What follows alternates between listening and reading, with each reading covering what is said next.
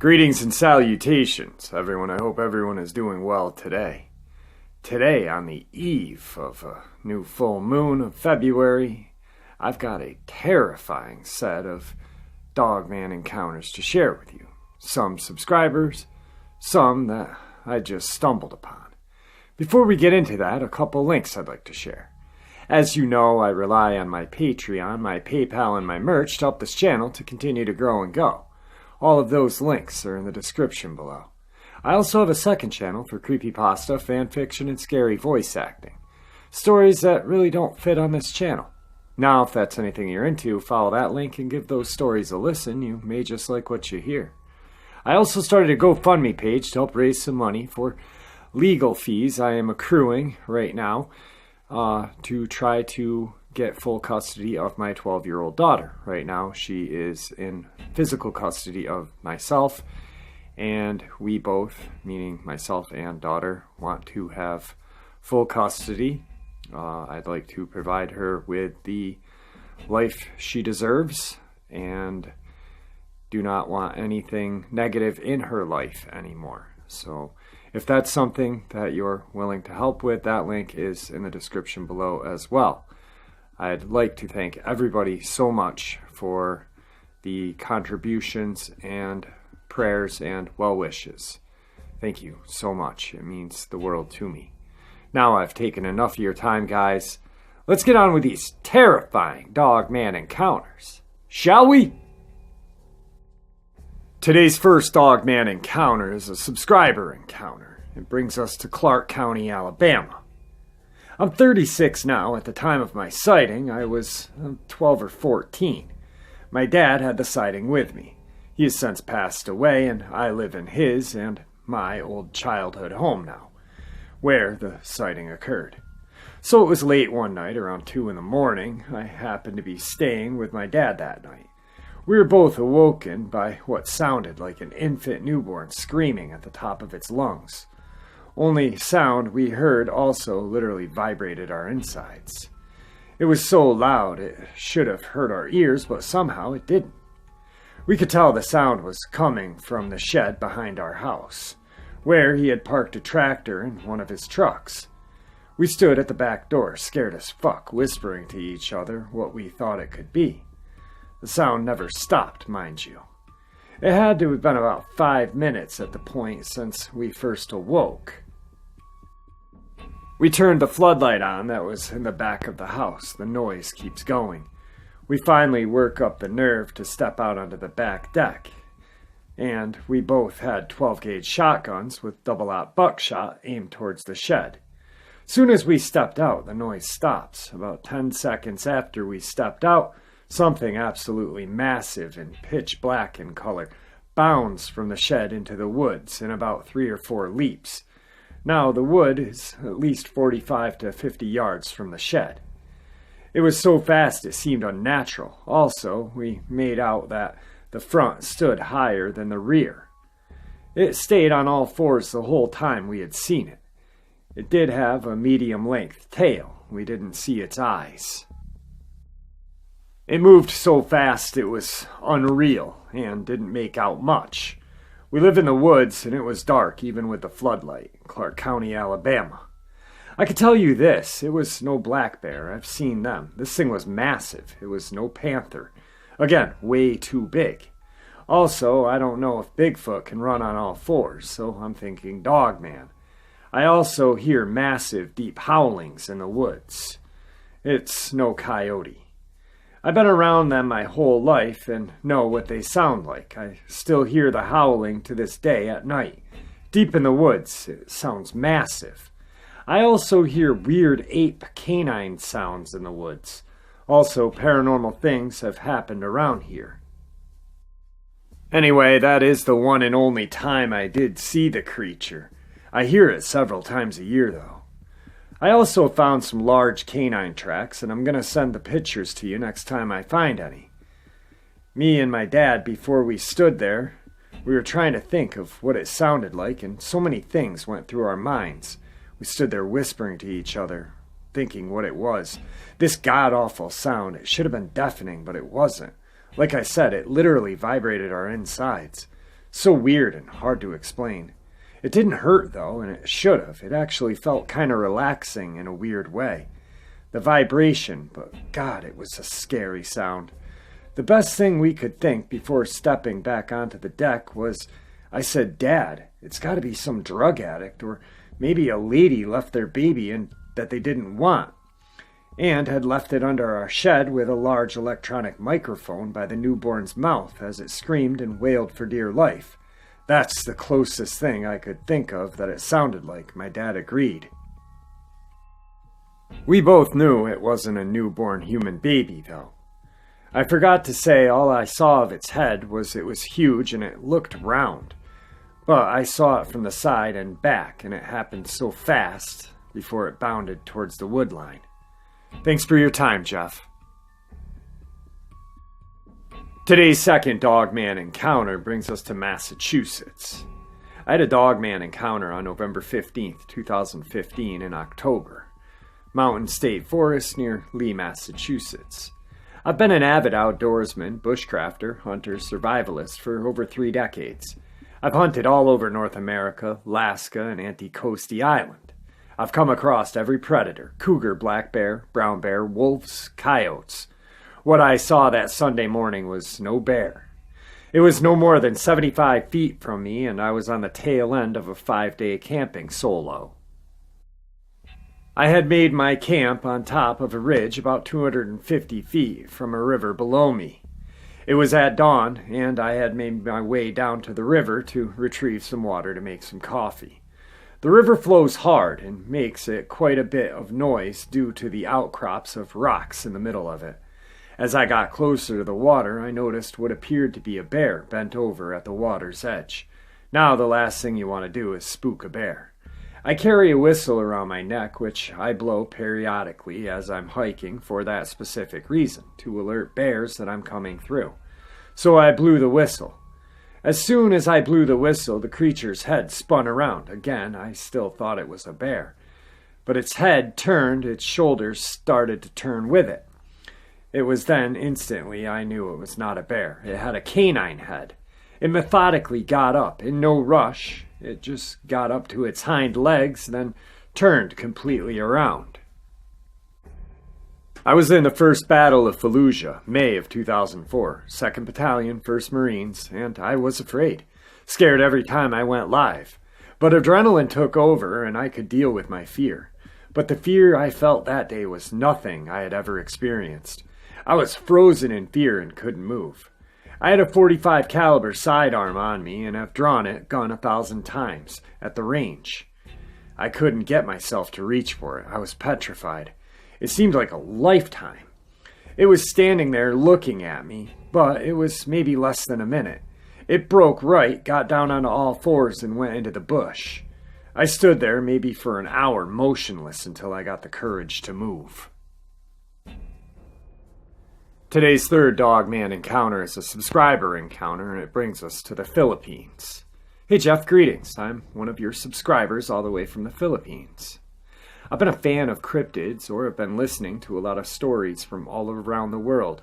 I also managed to connect similarities with the stories with our local cryptids, but enough of that. This encounter is not mine, but my dad's. This happened over 3 years ago, and it's happened twice in the same month. Well, to give a description of our area, we do live in a place between urban and rural community, situated across a river and lots of man-made fish pens, and there is some woods. I don't know how to explain this in great detail since English is not really my first language. The encounter happened to my dad while he was driving down this road to go home. It was late, maybe 11 at night. It was not necessarily pitch black, but he was the only car on the road. He happened to see this thing he described like a dog-like in appearance, but is 3 or 4 times the size. It looked like a wolf, he mentioned, and emphasized on that. There have been no wolves native to our country or area. He said it was grayish-white in color. He wasn't driving fast in this instance since he was nearing our home. With this, he wanted to run it over with his car, but said it was too big to be normal and was afraid that it might wreck his car instead, so he slowly followed the creature until it reached a crossing and left towards the river and disappeared out of sight. I asked him why he followed this thing, or was he not afraid? He said jokingly, "If I had managed to catch this thing, it could have been worth a small fortune." But I know he was joking around. My dad is not one to be scared of this kinds of stuff since he doesn't believe in the supernatural.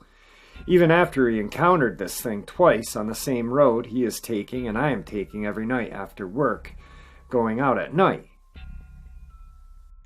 I was not able to share this with any others since I think I purposely tried to block it out and just forgot about it.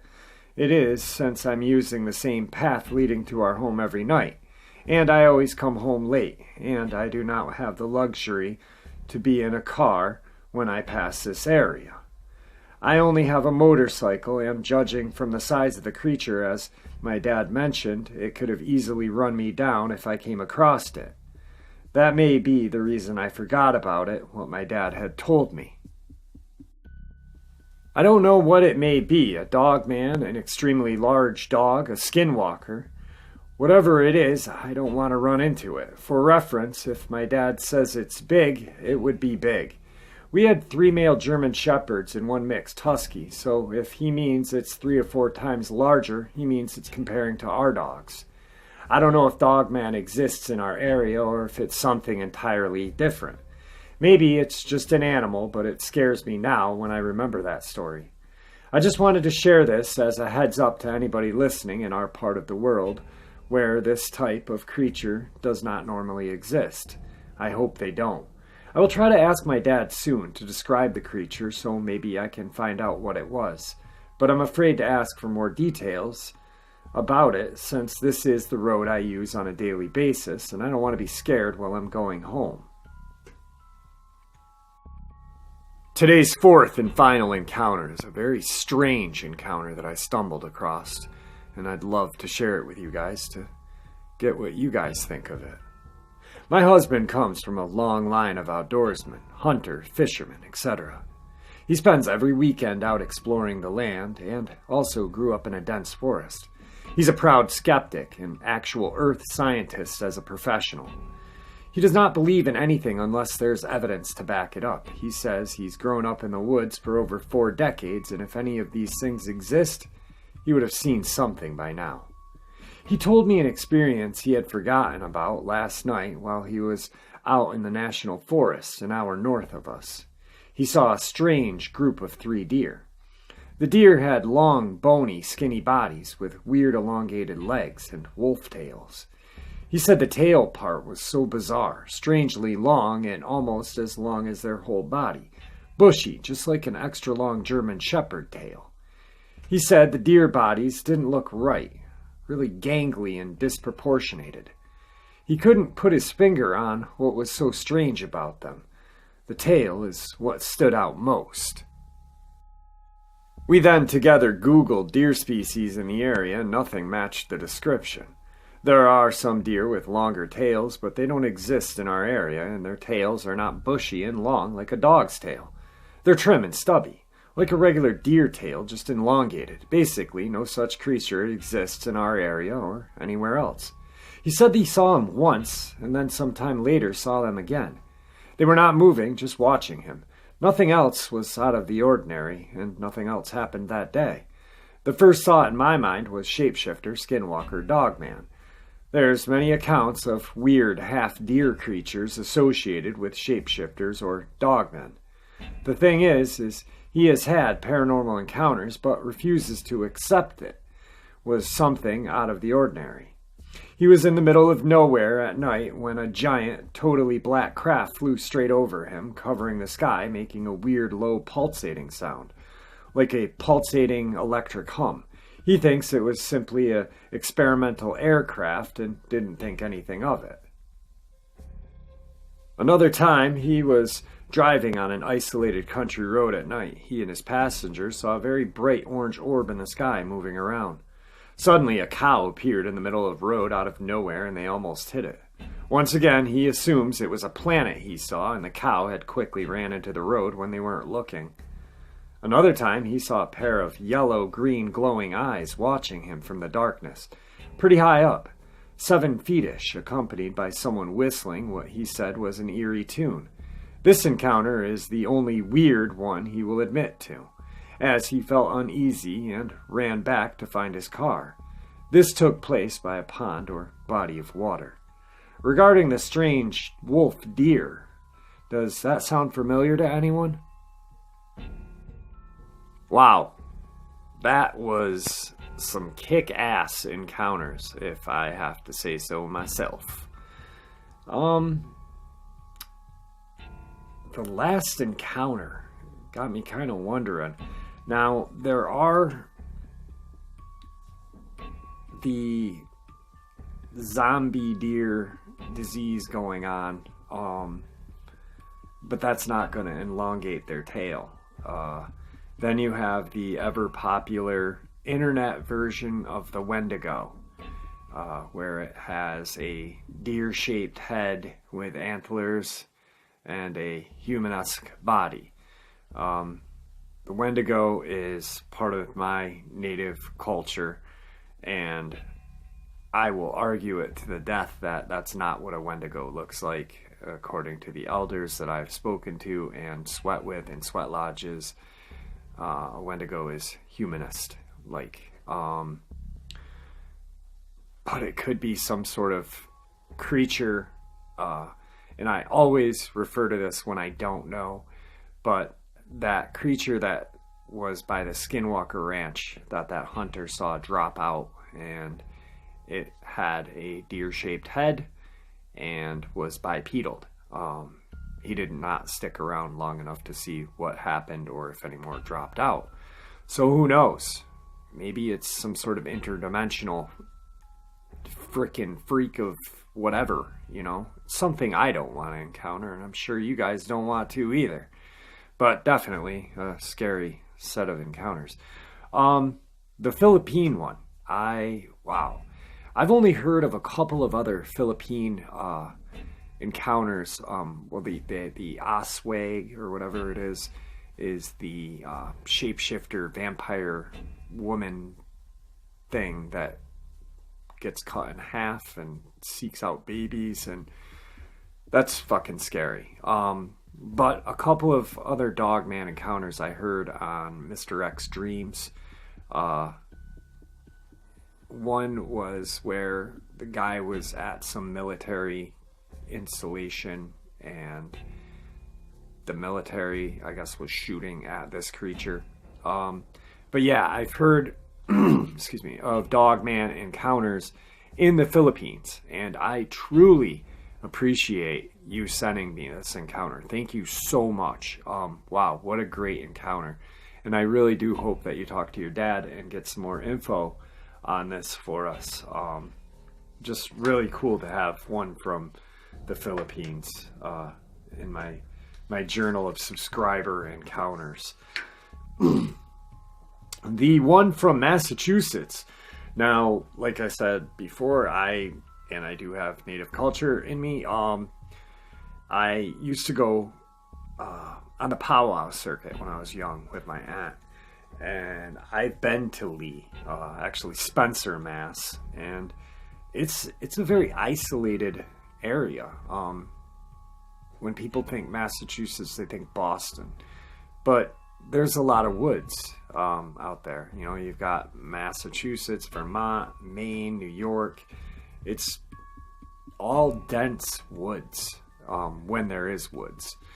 And I definitely can see a Dogman out there. And for this Marine to be shitting his pants, I can definitely see that as well. And for him to admit, how scared he was. I mean, he's obviously an American hero, just like everyone else who has fought for our freedom. In the first Battle of Fallujah, that was no joke, man. Definitely a freaking scary encounter. The encounter from Alabama from our subscriber friend.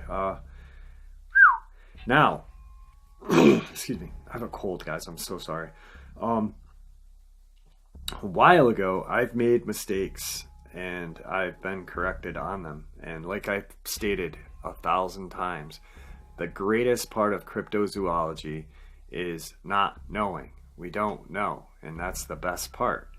And it's a study based on speculation, theory, and usually first or second hand sightings. Now, one time I made the statement that Bigfoot does not run on all fours, and I was then corrected, and they do. There's been multiple sightings of Sasquatch running on all fours. Just like one time I said Dogman does not climb trees. I then got about 5,000, no, I'm just kidding, about 30 or 40 comments saying, Jeff, you're an idiot, they climb trees. And what happened, I researched it, and sure as shit, they do. But once again, that's the greatest thing about cryptozoology. And I like getting corrected, or not corrected. Actually, it's not corrected, it's informed.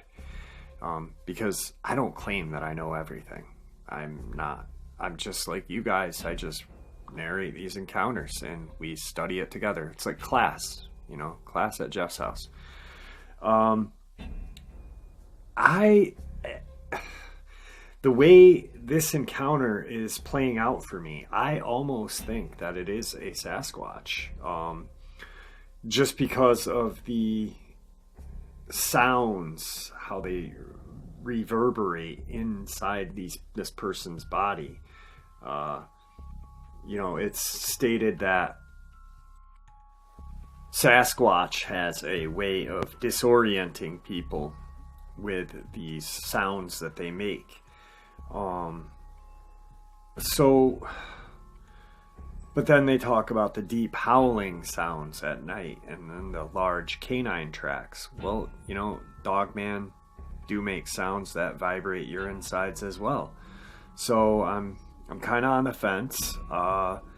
I'm leaning towards Dogman because that's how I always lean, but there has been accounts of Sasquatch running on all fours. I mean, they are, if you look at the pictures and studies of them, they are probably a very close species to us and a silverback gorilla, which can walk on 2 legs and usually on 4.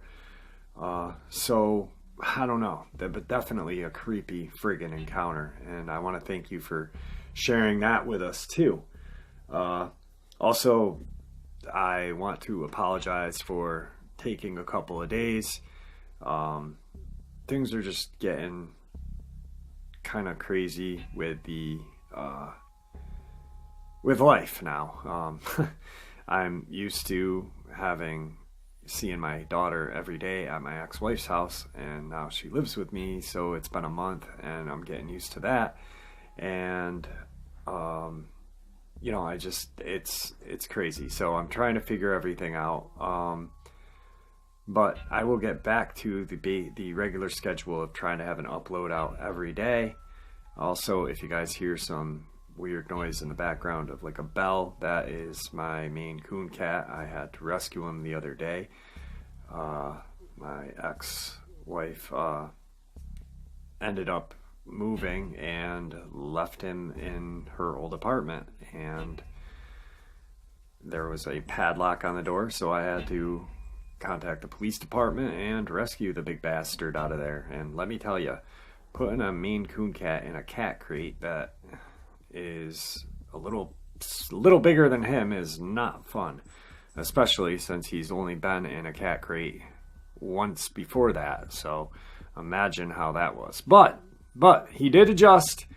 He came home and he hid under the bed for about an hour and was completely fine and has been.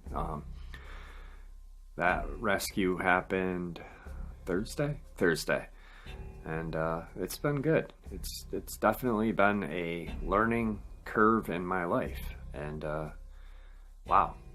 Anyway, enough of my little freaking shit. Thank you guys for everything, and thank you to all those subscribers who send in their encounters.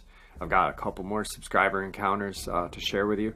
I'm going to do a couple of paranormal encounters coming up soon too. I got a couple encounters or subscribers that sent in some paranormal encounters, so I think maybe I'll do one upload of that. It'll probably be a longer episode, but definitely cool because, you know, paranormal shit is awesome. I love it. I love ghost hunting videos and stuff like that. That's why I got the cameras and stuff that I bought a couple years back, but you know, I plan on doing that this summer. So anyway, guys, I want to thank you and thank you very much, and I want to bid you farewell.